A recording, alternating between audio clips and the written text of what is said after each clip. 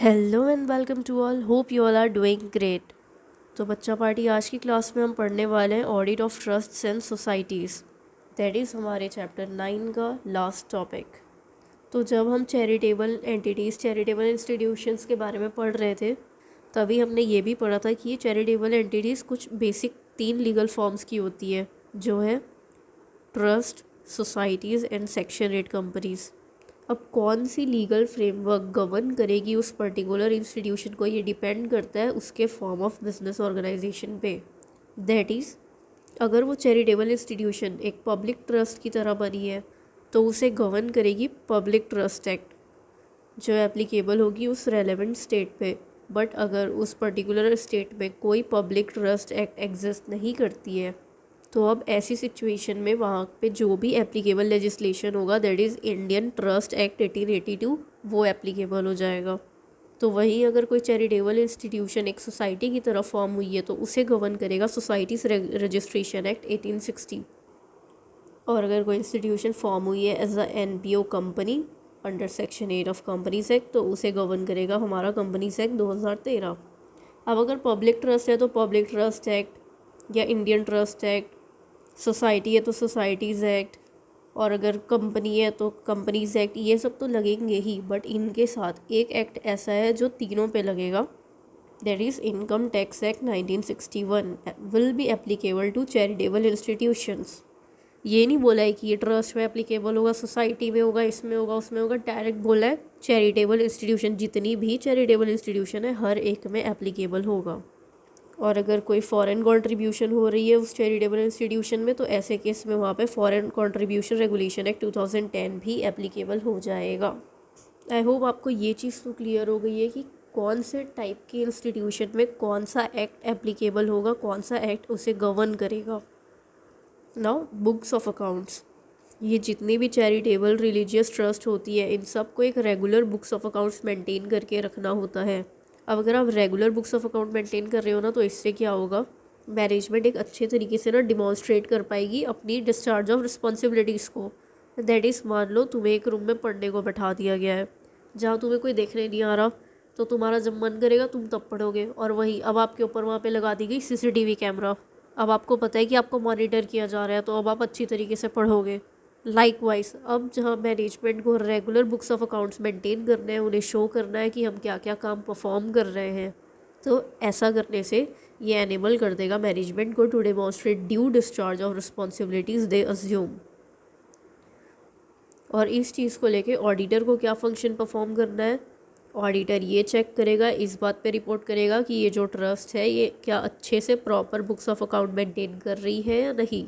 और अब ये बुक्स ऑफ अकाउंट्स क्या क्या चीज़ें इंक्लूड करेंगी, तो पहला cash book, ledger, journal, copies of bills, original bills.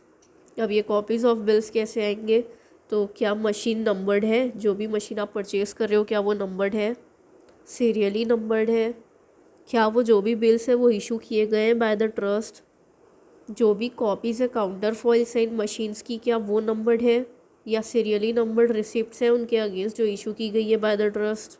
वो जो हमारा बुक्स ऑफ अकाउंट्स है क्या वो इंक्लूड करता है ओरिजिनल बिल्स, जब भी कोई बिल इशू की जा रही है किसी इंसान को और उसके अगेंस्ट जो भी पेमेंट है वो भी रिसीव किया जा रहा है।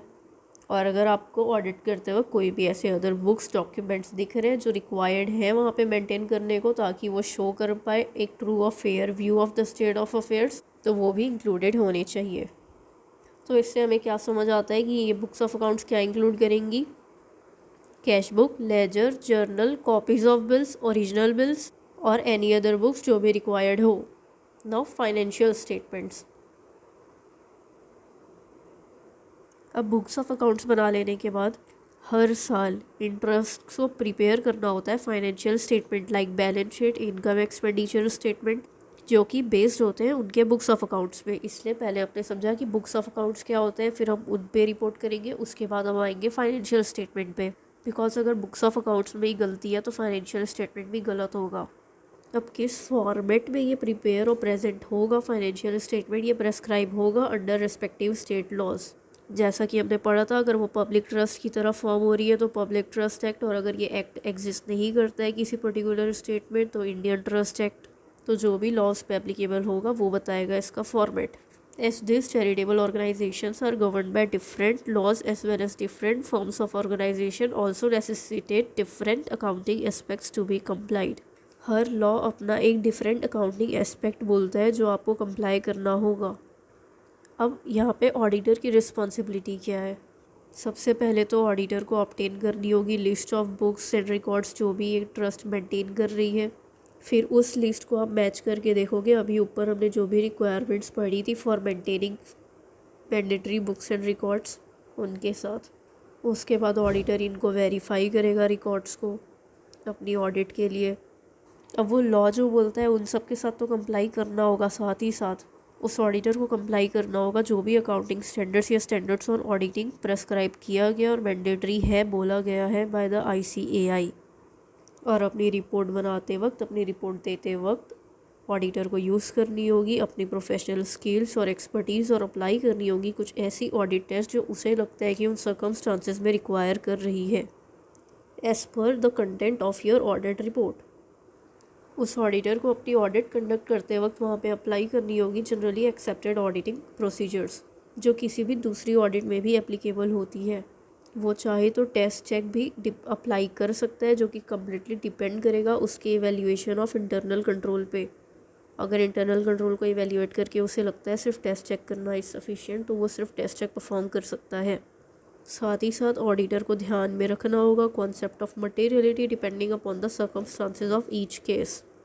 दैट इज़ अभी तक हमें क्या समझ आया कि पहले वो बुक्स और रिकॉर्ड्स की लिस्ट ऑब्टेन करेगा, फिर चेक करेगा जो भी इस ट्रस्ट को मेंटेन करना था क्या उसने मेंटेन किया है, उसके बाद उनको वेरीफाई करेगा। वेरीफाई कैसे करेगा? तो कंप्लाई करते हुए करेगा with accounting standards and standards on auditing जो आपको ICAI प्रेस्क्राइब करके देती है। और फिर उसके साथ जब अपनी रिपोर्ट इशू करेगा तब अपनी प्रोफेशनल स्किल और एक्सपर्टीज़ को यूज़ करेगा और उन ऑडिट टेस्ट को वहाँ पे अप्लाई करेगा जो उसे लगता है कि इस सर्कमस्टेंसेस में अप्लाई करनी चाहिए। फिर वो अपनी ऑडिट कंडक्ट करते वक्त ऐसे ऑडिटिंग प्रोसीजर्स को अप्लाई करेगा जो किसी भी दूसरी ऑडिट में भी अप्लाई हो सके। ऑल्सो उसने एक बार इवेलुएट कर लिया इंटरनल कंट्रोल और अगर उसके बाद लगता है उसे कि वो टेस्ट चेक परफॉर्म कर सकता है तो वो टेस्ट चेक परफॉर्म करेगा। और ये सारी चीज़ें करते वक्त उसे अपने ध्यान में रखे रहना है द कॉन्सेप्ट ऑफ मटेरियलिटी। और जिस भी एविडेंस पे वो डिपेंड कर रहा है, रिलाई कर रहा है वाइल कंडक्टिंग द ऑडिट, और जो भी उसके वर्किंग पेपर्स है उसे उसको डॉक्यूमेंट करके रखना होगा। That is he should keep details notes about the evidence on which he is relied upon while conducting the audit and also maintain all his working papers।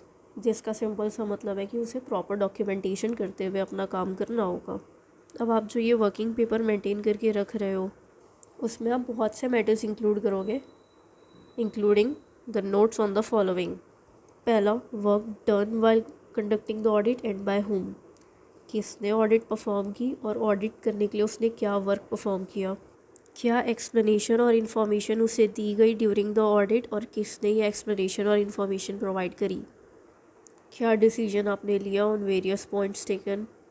The judicial pronouncement relied upon by him while drafting the audit report and all other certificates issued by the client and management letters. हम अपने working papers पे बहुत सारी चीज़ों के बारे में बात करेंगे बट ये कुछ चीज़ें हैं 5 जो तो आपके वर्किंग पेपर में होनी ही चाहिए। ऑल्सो ये भी ज़रूरी है कि ये जो भी वर्किंग पेपर्स प्रिपेयर या ऑब्टेन किए जा रहे हैं बाय द ऑडिटर ये प्रोवाइड करें एविडेंस रिगार्डिंग। दैट इज़ आप जो भी वर्किंग पेपर बनाओ ऑब्टेन करो वो एविडेंस देना चाहिए रिगार्डिंग की जो भी ओपिनियन एक ऑडिटर एक्सप्रेस कर रहा है वो पूरी तरह से बेस्ड है उसकी एग्जामिनेशन पे। दैट इज़ चलते फिरते कोई ओपिनियन नहीं दिया है, पहले प्रॉपर एग्जामिनेशन कंडक्ट की है और उसके बेसिस पे ही ओपिनियन ड्रॉ की है, ये आपका वर्किंग पेपर बताना चाहिए। और उस पर्टिकुलर ओपिनियन में अराइव करते वक्त उस ओपिनियन पे पहुंचते तक ऑडिटर ने पूरी तरीके से ध्यान दिया है, मानते हुए काम किया है हर एक इन्फॉर्मेशन और एक्सप्लेनेशन को जो भी उसे दी गई है by the assessee. That is कि उसकी ओपिनियन उसके आर्बिट्री पे मेंशन उस बेस नहीं है। आर्बिट्री मतलब मनमाना, बस उसका मन हुआ कि अरे चलो क्वालिफाइड करने कर दिया, नहीं। जो भी इंफॉर्मेशन एक्सप्लेनेशन मिली है उन सबको ध्यान में रखते हुए the auditor has arrived at his opinion. और जो भी इंफॉर्मेशन और एक्सप्लेनेशन वहाँ पे दिख रही है जो भी ऑब्टेन की गई है वो फुल एंड कंप्लीट है। दैट इज़ कि ऑडिटर ने उस हर एक इंफॉर्मेशन और एक्सप्लेनेशन को ऑब्टेन किया है जो कि नेसेसरी था, कंसिडर किया जाना ज़रूरी था before arriving at his opinion.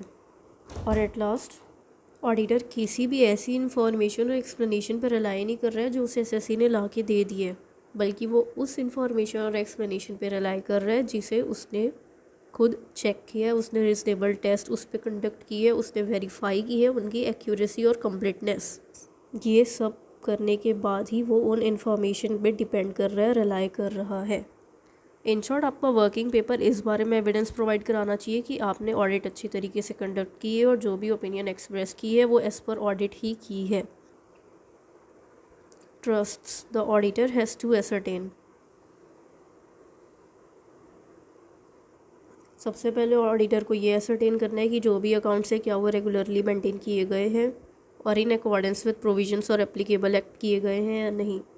उसके बाद ऑडिटर ये चेक करेगा कि जितनी भी रिसिप्ट्स और डिसबर्समेंट्स हैं उन्हें प्रॉपरली और करेक्टली शो किया गया है या नहीं, और जो भी मनी उस ट्रस्ट ने रिसीव की है in the form of donation उन्हें as per the objects of trust ही अप्लाई किया गया है, या जो भी स्पेसिफिक डायरेक्शन उस डोनर के द्वारा दी गई हो उस डायरेक्शन के हिसाब से ही खर्च किया गया है। फिर वो चेक करेगा कैश बैलेंस और वाउचर को जो एक मैनेजर की कस्टडी में है, क्या वो टैली कर रहे हैं, इन एग्रीमेंट में है विद द अकाउंट्स। और उसके बाद जो भी बुक्स, डीड्स है, अकाउंट्स है, वाउचर्स है, डॉक्यूमेंट्स है या रिकॉर्ड्स है जो ऑडिटर को चाहिए थे वो सारी डॉक्यूमेंट्स, सारी बुक्स उसके सामने ला के दी गई है या नहीं। फिर ऑडिटर ये एसरटेन करेगा कि क्या अलग से रजिस्टर मेंटेन की गई है for movable and immovable properties, और अगर उनमें किसी भी तरह की चेंजेस आएँ तो वो कम्युनिकेट किए गए हैं या नहीं time to time to the regional office. और अगर प्रीवियस ईयर की ऑडिट रिपोर्ट में किसी भी तरह की डिफेक्ट्स और इनएक्यूरेसीज दिखाई गई थी, मेंशन की गई थी, तो उनके साथ ड्यूली कंप्लाई किया गया है और उन्हें रेक्टिफाई किया गया है या नहीं।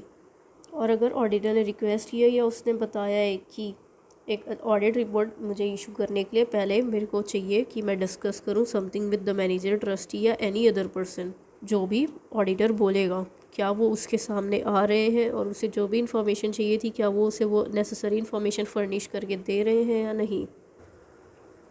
Whether any property of fund of the trust are applied for any object or purpose other than the object or purpose of the trust. मान लो एक ट्रस्ट बनी है कि हम पुअर लोगों के लिए जिनके पास घर नहीं है उनको घर बना के देंगे, तो इनके पास जो भी प्रॉपर्टी ऑफ फंड होगी ये किस चीज़ के लिए अप्लाई करी जानी चाहिए, उन लोगों को घर प्रोवाइड कराने के लिए। पर कल को ये ट्रस्ट गई और बोली नहीं हम तो एजुकेशन देने आए हैं, हम एजुकेशन दे के चल देंगे, तो क्या कर सकती है ये ट्रस्ट? नहीं। तो हम ये चेक करेंगे कि कोई भी प्रॉपर्टी या फंड ऑफ ट्रस्ट उसी चीज़ के लिए अप्लाई की गई है जो उसका ऑब्जेक्ट है या किसी अदर ऑब्जेक्ट या पर्पस के लिए अप्लाई की गई है। क्या कोई भी ऐसे अमाउंट्स है जो आउटस्टैंडिंग है फॉर मोर देन 1 ईयर, या ऐसे कोई अमाउंट्स है जो राइट ऑफ किए गए हैं इफ़ एनी। क्या पब्लिक ट्रस्ट का कोई भी पैसा कुछ इस तरीके से इन्वेस्ट किया गया है जो कॉन्ट्रेरी में हो उस एप्लीकेबल एक्ट के। दैट इज़ अगर आपने इस तरह की इन्वेस्टमेंट की तो वो वायलेट कर देगा एप्लीकेबल एक्ट के प्रोविजंस को। क्या ऐसी कोई इन्वेस्टमेंट की गई है which have come to the notice of auditor. क्या कोई भी ऐसी सिचुएशन हुई है जिसमें किसी भी तरह का इरेगुलर, इलीगल, इम्प्रॉपर एक्सपेंडिचर किया गया हो, या किसी भी तरह का फेलियर दिख रहा हो टू रिकवर मनी, या ओमिशन हो गया हो टू रिकवर मनी या अदर प्रॉपर्टी जो बिलोंग करती हो पब्लिक ट्रस्ट को, या किसी भी तरह का लॉस हुआ हो, वेस्ट हुआ हो मनी का, प्रॉपर्टी का। क्या ये सारी चीज़ें इस वजह से हुई है क्योंकि ट्रस्ट ने किसी का ब्रीच कर दिया हो, किसी लॉ का या किसी चीज़ का ब्रीच किया हो, या मिस एप्लीकेशन कर दी हो उन पैसों की, या किसी भी तरह का मिसकंडक्ट किया हो ट्रस्टीज़ के पार्ट पे, और any other person while in the management of the trust.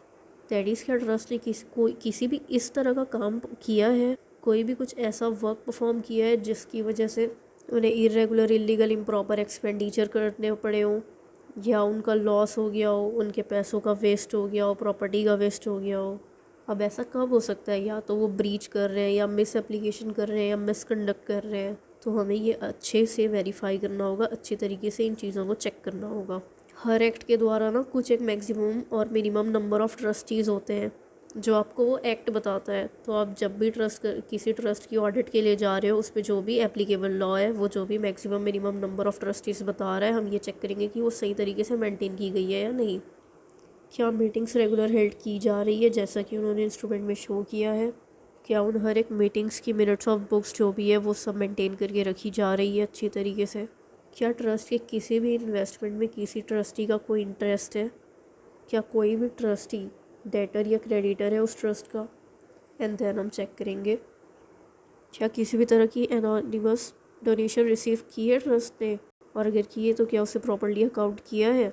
और ये जो भी ट्रस्ट्स होती है ना, इन पे एक लिमिट होती है कि आप इस पर्टिकुलर लिमिट से ज़्यादा कैश डोनेशन एक्सेप्ट नहीं कर सकते। तो हम ये चेक करेंगे कि क्या उस लिमिट को एक्सीड करते हुए कोई भी डोनेशन एक्सेप्ट की है ट्रस्ट ने कैश में। फिर हम ये चेक करेंगे कि अगर प्रीवियस ईयर में किसी भी तरह की इरेगुलरिटीज़ पॉइंट आउट की गई थी बाय द ऑडिटर, तो क्या उन्हें अभी सही किया गया है या नहीं, उनके साथ कंप्लाई किया गया है या नहीं। बाकी एट लास्ट अगर कोई भी ऐसा स्पेशल मैटर है जो ऑडिटर को लगता है कि ये ज़रूरी है कि ये नोटिस में लाया जाए टू द डिप्यूटी और असिस्टेंट चैरिटी कमिश्नर, तो हम उसे भी एसरटेन करेंगे। आई होप आपको ये समझ में आ गया है कि ट्रस्ट की ऑडिट करते वक्त ऑडिटर को किन चीज़ों को ध्यान में रखना होगा। देन सोसाइटीज़ के केस में ऑडिटर क्या क्या कंसिडर करेगा। सबसे पहले तो आप जिस भी एंटिटी की ऑडिट करने जाओ, ये सिर्फ सोसाइटी के लिए नहीं है, आप कोई भी एंटिटी की ऑडिट करो, सबसे पहला काम आपका क्या होगा, आपको ये असर्टेन करना है कि इस पर्टिकुलर एंटिटी को कौन सा लेजिस्लेशन गवर्न कर रहा है। और एज यहाँ हम सोसाइटी की बात कर रहे हैं तो हम चेक करेंगे सोसाइटीज़ रजिस्ट्रेशन एक्ट 1860 को, या अगर उस स्टेट में कोई भी अदर एप्लीकेबल लॉ है तो उसे। उस सोसाइटी का क्या ऑब्जेक्ट है, ये उसकी मेमोरेंडम या और एसोसिएशन में बहुत ही क्लियरली बताया गया होना चाहिए। उसकी एक्टिविटी इंक्लूड कर सकती है किसी भी तरह का चैरिटेबल, सोशल, कल्चरल या एजुकेशनल एक्टिविटीज़। चाहे तुम कोई भी एक्टिविटी परफॉर्म करना चाहो करो, बस आपके मेमोरेंडम में ये अच्छी तरीके से क्लियरली स्टेटेड होना चाहिए। और अगर उस सोसाइटी को किसी भी तरह की फॉरेन कंट्रीब्यूशन रिसीव करनी है या वो रिसीव कर रहे हैं, तो ऐसे केस में हम ये चेक करेंगे कि क्या वो रजिस्टर्ड है under foreign contribution regulation act. फिर ये भी चेक करो कि क्या ये रजिस्टर्ड है under relevant provisions of income tax act, जो उसे एलिजिबल बना देगा for tax exemption on it's income. अब आपने टैक्स में बहुत सारी एग्जम्पशन पढ़ी होगी ना, चैरिटेबल ट्रस्ट को, सोसाइटी को जो मिलती हैं, पर ऐसा नहीं है कि आप बस रजिस्टर हो गए अपने पर्टिकुलर एक्ट के अंदर, दैट इज़ सोसाइटीज़ रजिस्टर हो गई सोसाइटीज़ रजिस्ट्रेशन एक्ट के अंदर, तो उन्हें ये एग्जम्पशन मिल जाएगी। इन एग्जम्पशंस को पाने के लिए उन्हें रजिस्टर होना होगा अंडर इनकम टैक्स एक्ट। तो हम ये चेक करेंगे कि क्या ये इनकम टैक्स एक्ट में रजिस्टर्ड है, सो दैट ये एलिजिबल हो जाए for tax exemptions on it's income. और उसके बाद हम एक प्रॉपर अंडरस्टैंडिंग लेंगे इंटरनल कंट्रोल की, जिसके बेसिस पे हम डिज़ाइन करेंगे हमारे ऑडिट प्रोसीजर्स। और ये डिज़ाइन करते वक्त हम स्पेशल रेफरेंस देंगे टू डोनेशंस और वेरियस एक्सपेंडिचर्स जो भी हम इंकर करने वाले हैं in relation to achievement of objects of society. फिर हम इवेल्यूएट करेंगे appropriateness of accounting policies relating to donations and grants. साथ ही साथ अगर कोई स्पेसिफिक ग्रांट है तो उसके लिए अलग से इवेल्यूएट करेंगे accounting policies in relation to those specific grants. फिर कभी कभी ऐसा होता है ना कि अगर कोई भी सोसाइटी किसी तरह का एक्सपेंस इंकर कर रही है, तो एक बार उसने एक्सपेंस इंकर कर ली ना, उसके बाद वो रीइम्बर्स की कर दी जाती है बाय द डोनर। तो अगर ऐसी कोई भी एक्सपेंस है जो उनको रीइम्बर्स हो रही है, तो ये चेक करो कि कैसे उसे सोसाइटी रिकॉग्नाइज कर रही है अपनी फाइनेंशियल स्टेटमेंट में।